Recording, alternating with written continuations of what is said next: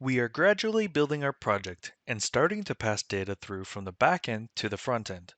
What we want to do now, though, is give some attention to the about data that we're displaying on our screen so that we can add more members of the company if we wish. It would be good if we can load all of this information from a file and then display it to the screen. Let's go ahead and do that now. I will start by creating a new directory called Data. Within this folder, I will create a file called company.json. This file is going to contain an array of objects. Square brackets for the array, then curly brackets for our first object. This object will have three keys. Name, which I will set to Thorin Oakenshield. Description, which will contain a brief biography about him. And then image_source, which will contain a link to the image. Since we already have the biography details, I will just grab that from my About page. Just copy the text within our biography paragraph and then paste that between the quotes for the description key. A couple of things that I should mention here. First, in order for it to be valid JSON data, we cannot have any carriage returns or new lines. The entire value must be on a single line. Using the built-in formatter will not work, unfortunately. I find it much easier to start from the bottom and work my way up, bringing each of the lower lines up one at a time. Just click and drag the mouse from the beginning of the line and release at the end of the line above it, then hit the space key. I'll continue doing this for each of the lines until I have everything on a single line. The next item I want to point out is that we need to remove any double quotes and replace them with single quotes. As you can see here, the word Oakenshield is wrapped in double quotes, so I will just change that to single quotes. If we have double quotes, then it assumes we're finishing our string and ignores the rest.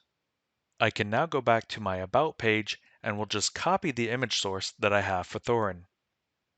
Back inside of my JSON file, I will just paste Thorin's image source into the final key. The first object in my array looks great. We've got the name, description, and image source. Next, go back to the run.py file, and now we want Python to import the data. To do that, we first need to import the JSON library, because we're going to be passing the data that's coming in as JSON. It's as simple as typing import JSON. Then, within my About view, I will initialize an empty array or list called data. We need to have Python open the JSON file in order to read it. This is called a with block. With open parentheses, double quotes, data/company.json, double quotes, comma, space, double quotes, r, double quotes, closing parentheses, as JSON_data. Python is opening the JSON file as read-only and assigning the contents of that file to a new variable we've created called JSON_data. We need to set our empty data list to equal the parsed JSON data that we've sent through. Data equals json.load JSON_data. We no longer need this example list of numbers, so I will remove that. Finally, I will pass that list into my return statement and call it company. Company equals data. This is assigning a new variable called company that will be sent through to the HTML template, which is equal to the list of data it's loading from the JSON file. Let's head over to the About file and first test to see if everything is being passed through fine. We no longer need the existing for loop, but instead, I just want to view the entire contents from my new company variable that's being passed through from Python. Save those changes, then go to the preview and reload the page. As you can see, we have an array, and we have our JSON data within that array. You can see my key value pairs, name, description, and image source. Since this is an array, I can refer to it using standard Python notation. I will add square brackets 0 to retrieve the first element out of the array, which is actually currently the only one we have in our JSON file. Next, I will add square brackets name wrapped inside of a string to get the name key for that first element. Save those changes again and reload the preview. You can see that I'm getting the name field, Thorin Oakenshield. Let's add some more data into our JSON file.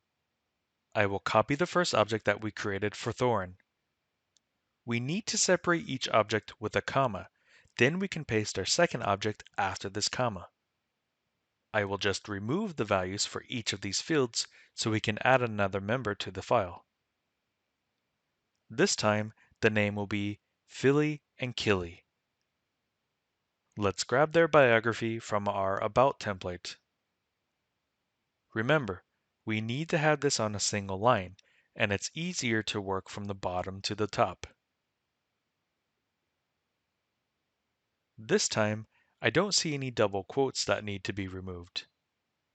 Finally, I need to get the image source for these guys, and then paste it into the JSON file. After saving the file, let's test to see this is working, so go back to the About template and scroll to the top. This time, we'll test with square bracket 1 because that will grab the second object out of the array. If I save that and reload the page now, it should display Philly and Keely. That's how to load data from a JSON file and then pass it through into our template on the front end. We could actually create an entire file like this manually, but it would be so much easier if we didn't have to worry about how many objects we had in our file, if we could just iterate through them all. Imagine having hundreds or thousands of objects. This would make our HTML file massive and extremely redundant. With that said, and using what we've learned about for loops already, we will clean this up and improve our code in the next video.